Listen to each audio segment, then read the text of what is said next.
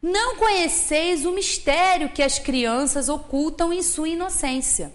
Não sabeis o que elas são, nem o que foram, e no que serão, nem o que serão. E, no entanto, as amais e acariciais como se fosse uma parte de vós mesmos.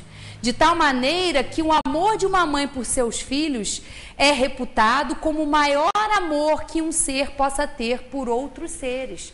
É um amor incondicional, porque ela recebe aquele espírito e ela, numa grande parte, com as exceções que a gente já falou aqui, estão ali, dão a vida por aquele ser, maternam, cuidam, passam dias e dias, porque a gente começa a refletir, né, e o trabalho, assim, o papel de uma mãe que recebe, que alimenta, que passa a noite em vigília ali, acordada, tomando conta, e está ali envolvendo todo aquele ser em amor. E realmente é uma missão grandiosa, assim, também como a paternidade. As crianças são os seres que Deus envia a novas existências. E para que não possam acusá-lo de demasiada severidade, dá-lhe todas as aparências de inocência. Né? Em várias passagens do Evangelho, Jesus cita as crianças como sendo aí esse exemplo, né? Deixai vir as minhas criancinhas, porque delas é o reino dos céus. Porque é uma aparente inocência. Aquele serzinho que está chegando ali, ele tem todo um histórico, mas ele tem aquela fragilidade, aquela aparência ali inocente, parece um anjinho, né? Mas ali por trás tem um espírito com uma longa história. Então, essa aparência de fragilidade, de inocência, é para que exatamente os despertem nos pais, despertem naqueles que vão cuidar deles, exatamente esse carinho, esse amor, essa oportunidade ali de aprendizado. Mas não é somente por elas, né, pelas crianças, que Deus lhes dá esse aspecto. É também e sobretudo por seus pais, cujo amor é necessário à fragilidade infantil. E esse amor seria extraordinariamente enfraquecido pela presença de um caráter impertinente e acerbo, enquanto, supondo os filhos bons e ternos, dão-lhes toda a afeição e os envolvem nos mais delicados cuidados.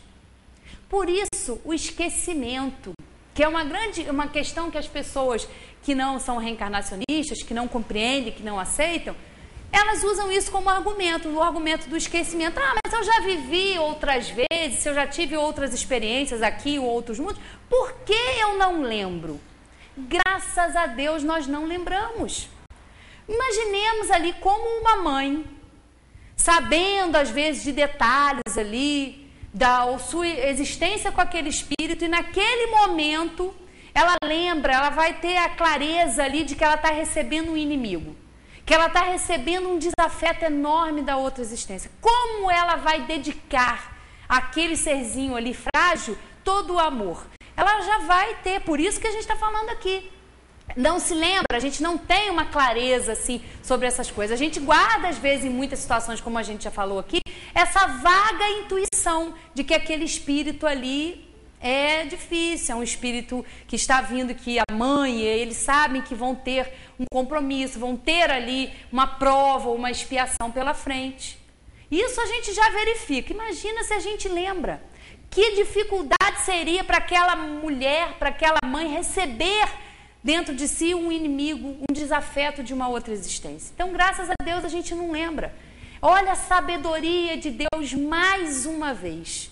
É como se nós zerássemos, né, o cronômetro.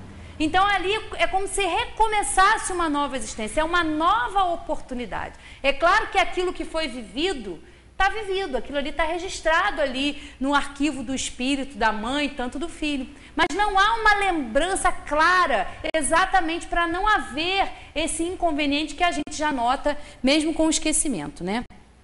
Mas quando as crianças não mais necessitam dessa proteção, dessa assistência que lhes foi dispensada durante 15 a 20 anos, seu caráter real e individual reaparece em toda a sua nudez. Permanecem boas as crianças se eram fundamentalmente boas, mas se eram difíceis, espíritos complicados, eles mantêm aí esses matizes da primeira infância. Então ele tem toda esse período para ser trabalhado, para receber novos conceitos. Mas na adolescência, o espírito realmente se mostra como ele é. E se ele sofrer uma boa influência, melhor para aqueles pais e melhor para eles. Senão, as consequências vão aparecer de uma forma muito forte nesse período aí da adolescência. Vedes que os caminhos de Deus são sempre os melhores e que quando se tem o coração puro, é fácil conceber-se a explicação a respeito. A infância tem ainda outra utilidade. Os espíritos não ingressam na vida corpórea senão para se aperfeiçoarem, para se melhorarem. A debilidade dos primeiros anos os torna flexíveis, acessíveis aos conselhos da experiência e daqueles que devem fazê-los progredir. É então que se pode reformar o seu caráter e reprimir as suas más tendências. Esse é o dever que Deus confiou aos pais, missão sagrada pela qual terão de responder. É assim que a infância não é somente útil, necessária e indispensável, mas ainda a consequência natural das leis que Deus estabeleceu e que regem o universo. Então a gente nota aqui, flexível, acessível, útil, necessária e indispensável. São adjetivos fortes, mas que mostram o tamanho da responsabilidade com esses pequeninos. É importante a gente observar, e está sempre ali aquele que lida direto, ali mais perto, tem que observar quando aquela criança já traz ali instintos de egoísmo, de orgulho, de vaidade, desde pequenininho. Então os pais já começam a observar, já começam a trabalhar a criança com valores para que ela vá se desenvolvendo. A gente precisa disso. A gente entra numa encarnação com toda essa oportunidade de trabalho aí com esses pequeninos, que também nem sempre é fácil. Bom, aí é que voltamos lá na questão 891. Se o amor materno é uma lei natural, por que existem mães que odeiam os filhos e frequentemente desde o nascimento? É às vezes uma prova escolhida pelo espírito do filho ou uma expiação.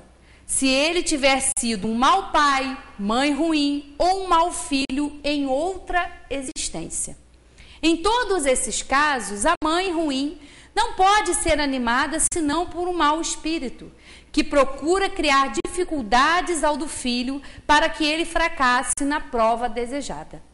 Mas essa violação das leis naturais não ficará impune e o espírito do filho será recompensado pelos obstáculos que tiver superado. Então a gente nota aqui que a reencarnação, ela explica isso facilmente. Um filho que foi ingrato, um filho que recebeu toda a educação, um exemplo, um filho que recebeu toda uma educação, que foi envolvido por amor, por respeito, por carinho, os pais fizeram tudo por aquele espírito. E em determinado momento, aquele espírito, ele não valoriza aquilo, ele é um espírito ingrato, ele causa, como nós vamos ver aqui na próxima questão, muitos desgostos, muitos problemas. Os pais fizeram o melhor possível, fizeram a melhor parte. Se o espírito, às vezes, foi refratário a todo aquele contexto, todo aquele ensinamento, ele vai ser responsabilizado.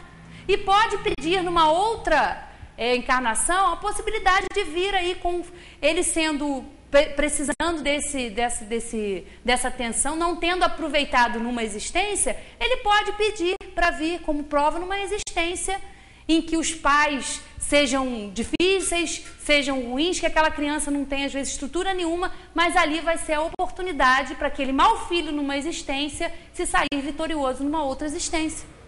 E como pais também, pais que são negligentes, que falham, às vezes, nessa missão, também vão ter uma outra oportunidade pedindo para vir numa família como filhos. Isso a gente não pode nem... A gente sabe, a gente tem essa explicação com a doutrina espírita, mas a gente não pode imaginar. Nós não podemos. Eu acho que quanto mais a gente estuda e que a gente se interessa por esses assuntos da reencarnação, a gente não pode Imaginar, às vezes, a trama que envolve ali um núcleo familiar. Como aqueles espíritos tiveram um compromisso na erraticidade antes de encarnar, de estarem juntos ali. É uma trama que vai envolvendo muita coisa. A gente não pode, às vezes, nem de longe entender, porque nós somos limitados. E nós temos uma coisa certa que a gente precisa compreender, a gente tem que ter certeza. Se nós estamos num núcleo familiar confuso, complicado, em que nós temos dificuldades de relação com os nossos queridos, com os nossos afetos, com certeza isso é claro, e a doutrina espírita nos mostra isso com clareza. Nós temos resgates a fazer com aquelas pessoas. Não há lugar errado, na hora errada, não. Se nós estamos juntos, é a oportunidade que a gente precisa. Mesmo nos momentos de dor, de aflição, de dificuldade, às vezes nessas relações que a gente tem. A certeza que a gente tem que ter é que um dos dois errou.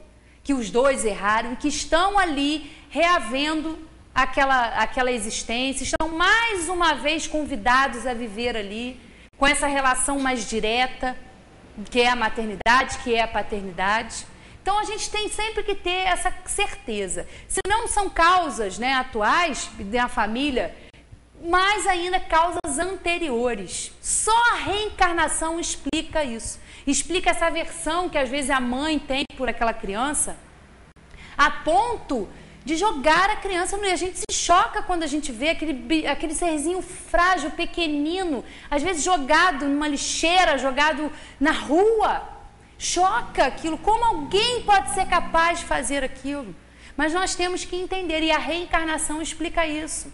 Oremos por aqueles irmãos, vamos parar com essa mania horrível que a gente tem de julgar, de querer que tem que ser presa, que tem que ser isso, que tem que ser aquilo, que fazer justiça com as próprias mãos. Nós não temos a capacidade de avaliar todo aquele contexto. Não que isso justifique, porque como a gente viu aqui, tem um trechinho aqui que fala, em todos esses casos, a mãe ruim não pode ser animada senão por um mau espírito. Então, uma mulher que faz isso, ela é realmente inferior, ela é um espírito inferior. Mas ela está sendo utilizada ali como instrumento para aquele ser chegar. Porque também, no planeta como o nosso, nós somos imperfeitos. Então, se a mãe, às vezes, não tem condição, como a gente também vê exemplos, de mães que não querem os seus filhos, mas não fazem isso, não abandonam. Eles deixam numa instituição, eles deixam numa delegacia, não quer. Tudo bem, é o livre-arbítrio dela. Mas não deixa aquela criança ali ao relento, passando fome, passando frio, quase realmente ali em situações de muito precárias, mantendo aquelas crianças. Se não quer, se não tem condições, dá uma instituição, não faça isso, de deixar ali. Mas nós precisamos ter essa cautela, nós não sabemos que trama envolve aquela existência. E muitas vezes pode ser até um espírito que não tenha nem relação com aquela mulher, mas ela está ali sendo um instrumento. E como nós, num planeta Terra, em geral, somos inferiores, um mau espírito ali, uma mulher que faz isso, ela pode também estar sofrendo a influência de um outro espírito que não quer também, que tem comprometimento com aquele espírito. Então é importante, e a reencarnação explica isso de maneira clara, de maneira lógica, fazendo a gente compreender. Que se hoje, às vezes, a gente julga uma mulher que faz isso, quem somos nós para julgar? Vamos saber se nós não fizemos isso com outros seres em outras existências? Porque o espírito, ele não tem sexo. Ora, o espírito encarna num corpo feminino, onde ele tem a oportunidade de exercitar a maternidade, de maternar. E ora, estamos em corpos masculinos. Então, não é só para a mulher que tem que ter a responsabilidade, não, de repente, não, todos nós, todo o espírito passa por essas etapas. E tudo isso envolve essas questões. Aí nós temos lá, a questão 892.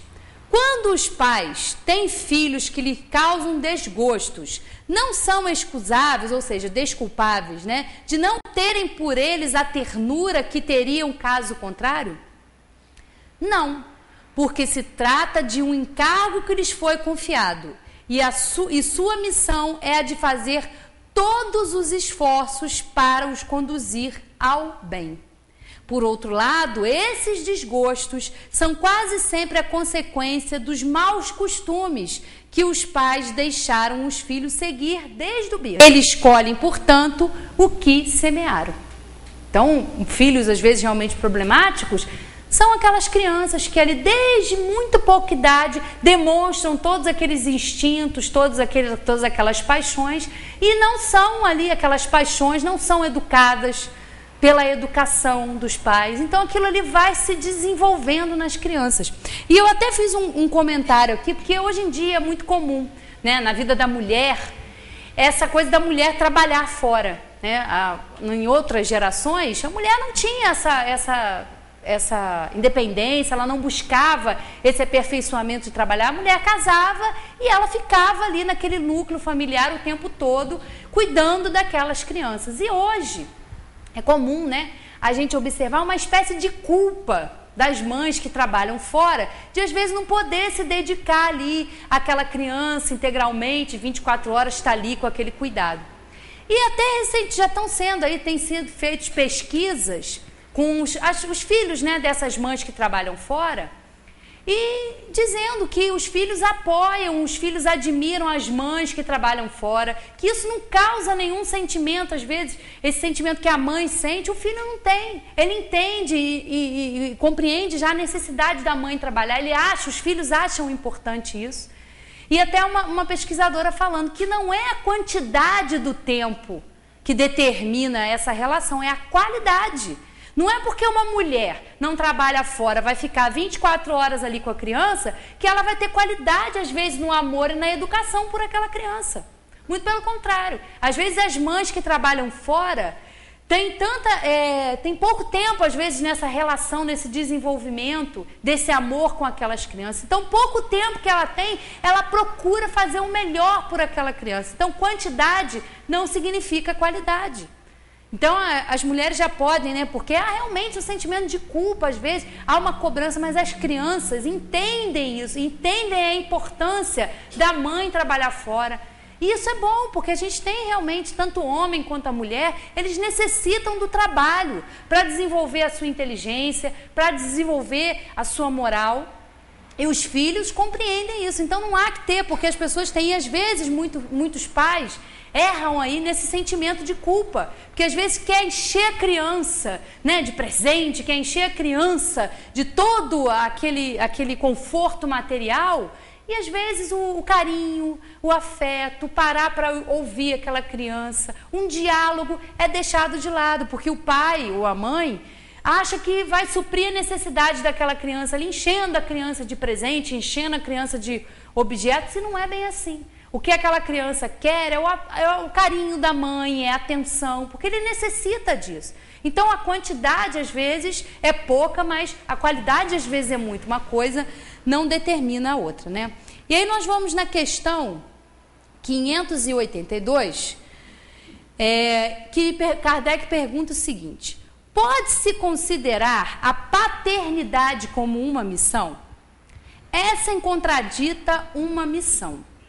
E, ao mesmo tempo, um dever muito grande, que implica, mais do que o homem pensa, sua responsabilidade para o futuro. Deus põe a criança sob a tutela dos pais para que estes a dirijam no caminho do bem. Ele lhes facilitou a tarefa, dando à criança uma organização débil e delicada, que a torna acessível a todas as impressões. Mas há os que mais se ocupam de endireitar as árvores do pomar e de fazê-las carregar de bons frutos do que endireitar o caráter do filho. Se este sucumbir por sua culpa, terão de sofrer a pena, e os sofrimentos da criança na vida futura recairão sobre eles, porque não fizeram o que lhes competia para o seu adiantamento nas vias do bem.